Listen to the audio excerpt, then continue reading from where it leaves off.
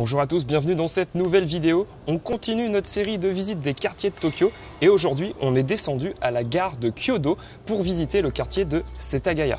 On se trouve ici dans le 2e arrondissement le plus grand de Tokyo et notre première étape de cette visite de Setagaya, c'est le temple Gotokuji. De la gare de Kyodo, il faut une vingtaine de minutes pour aller jusqu'au temple Gotokuji et là il fait actuellement 35 degrés donc il fait chaud. Apparemment, il y a un peu un culte au Maneki-neko. C'est ça le temple? Non, c'est pas lui, là c'est le... C'est un sanctuaire. Sur le chemin entre la gare de Kyodo et le Gotokuji Temple, on est arrivé ici dans un sanctuaire. Et tu m'as dit qu'il s'appelait comment? Le Hachiman. En allant à Gotokuji, on est tombé par hasard sur un sanctuaire qu'on ne connaissait pas, le Setagaya Hanchimangu. Un lieu paisible, un peu à l'écart et pourtant chargé d'histoire. Ce sanctuaire a été fondé en 1091 par le célèbre samouraï Minamoto no Yoshie. De retour du nord du Japon, il s'est retrouvé bloqué ici à cause de fortes pluies. Il a alors prié Hachiman, le dieu de la guerre, et pour le remercier de sa victoire, il a fait construire ce sanctuaire.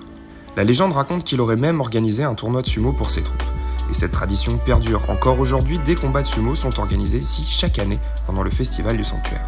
Au fil des siècles, le temple a été soutenu par plusieurs grandes figures historiques. En 1546, le seigneur local Kira Yorisada le fait reconstruire et en 1591, Tokugawa Ieyasu, futur shogun, lui accorde un domaine sacré, ce qui assure sa prospérité. Le bâtiment principal que l'on voit aujourd'hui date de 1964.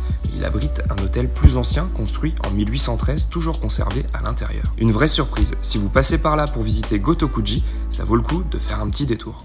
Je suis au milieu de la route là. Et moi j'ai eu la bonne idée de m'habiller tout en noir aujourd'hui. Ah si, c'est bon. Après notre petit détour, on arrive enfin dans un lieu assez unique, le Gotokuji, le temple des Maneki-neko. Ces petits chats qui lèvent la patte et qu'on voit un peu partout dans le Japon. L'endroit est paisible, très végétal, et dès l'entrée, on sent qu'on quitte un peu Tokyo pour quelque chose de plus traditionnel.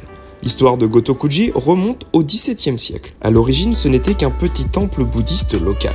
Mais un jour, selon la légende, un seigneur féodal nommé Naotakali passait à proximité lorsqu'un chat, assis à l'entrée du temple, lui aurait fait signe de venir. Intrigué, il suivit le chat et entra. Peu après, un orage éclata. Convaincu que le chat lui avait sauvé la vie, le seigneur décida de faire du temple le lieu de culte officiel de sa famille. C'est à partir de là que Gotokuji devient célèbre. Et c'est aussi ce qui donne naissance à l'image du Maneki-neko, ce chat porte-bonheur qui appelle les gens avec la patte levée. Ce qui frappe ici, c'est le mur de chat blanc. Des centaines, voire des milliers de Maneki-neko posés côte à côte. Tous offerts par des visiteurs qui, après avoir fait un vœu, reviennent en offrir un autre pour remercier. C'est à la fois émouvant et fascinant de voir autant de souhaits figés dans la porcelaine. En se promenant dans les allées, on tombe aussi sur la tombe de Naotakali et sur plusieurs stèles funéraires. Le lieu est resté profondément lié à l'histoire du clan Lee, un des plus puissants à l'époque d'Edo. Pour profiter du lieu presque seul, on vous recommande de venir en semaine et plutôt le matin. Et si vous avez un vœu à faire, c'est peut-être ici qu'il faut le déposer. Je m'attendais à ce que ce soit plus touristique que ça. Ça, c'est un des points positifs, peut-être parce qu'il fait très chaud aujourd'hui, mais il n'y a pas grand monde. La réception ferme à 15h, il est précisément 15h07. Attends, on ferait un gros. Il y a les voisines qui ont sonné, elles ont demandé un chat et j'ai profité de l'occasion pour en demander un aussi. Je suis trop contente. Ça y est, ils ont fermé boutique. Yes. Franchement, c'était chaud hein. Ah ouais, c'est trop bien. Elle a vu ma détresse, elle donc toi aussi t'en veux un. Ils étaient tous sold out, les plus petits, il en restait un millième. À quelques pas du Gotokuji, il y a aussi les ruines du château de Setagaya.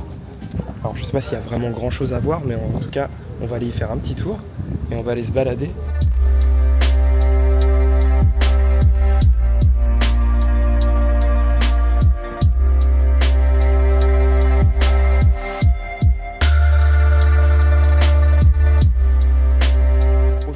C'est le jour de la mer, c'est un jour férié ici et donc les familles aussi se baladent dans les parcs et là on vient de croiser un jeune papa avec ses enfants qui s'amusent à chasser les insectes, une activité assez répandue ici au Japon.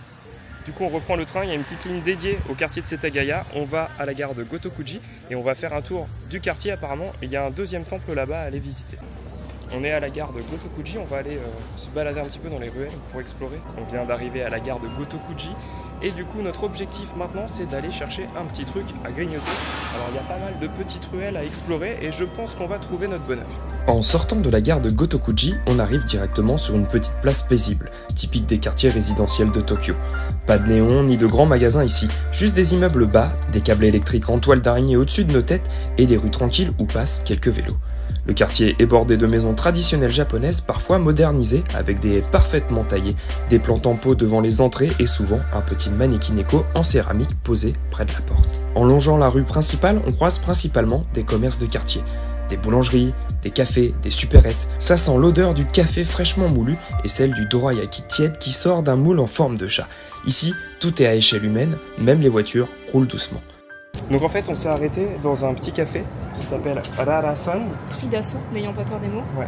Il y avait vraiment énormément de monde qui faisait la queue parce que leur spécialité, c'est un peu les dorayaki, des gâteaux qui sont fourrés à plein de goûts différents. C'est parti, ouverture du petit chat en direct live. Ah, est-ce qu'il est mignon? Wow. C'est vraiment de la crème de fromage, donc c'est vraiment un peu comme du Saint-Mauré, tu sais. C'est beau. Attention. T'aimes pas?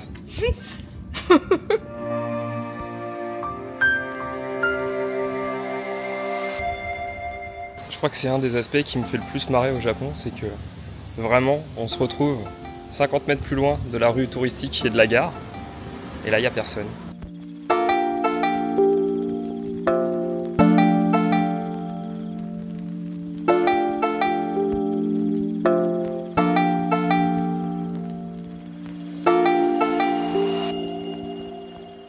On a failli passer la nuit dans le temple. Ah oui.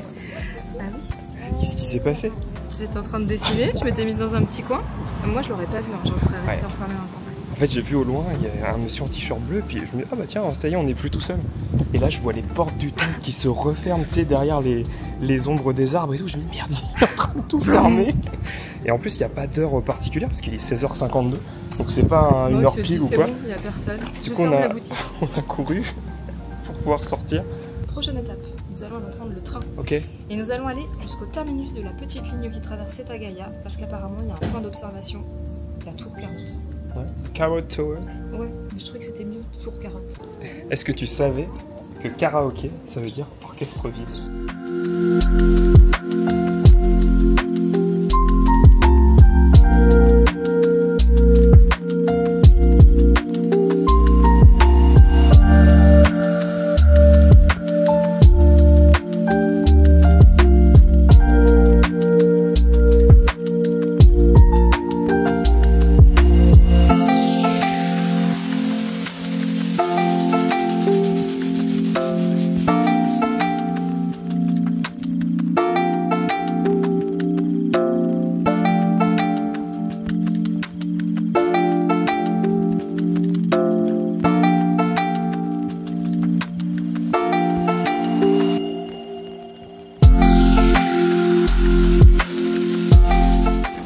J'ai commandé les 2 boissons, j'ai pris 3 petits trucs à manger. On s'est posé dans un izakaya et apparemment la règle c'est de commander chacun un truc à boire et chacun un petit truc à manger.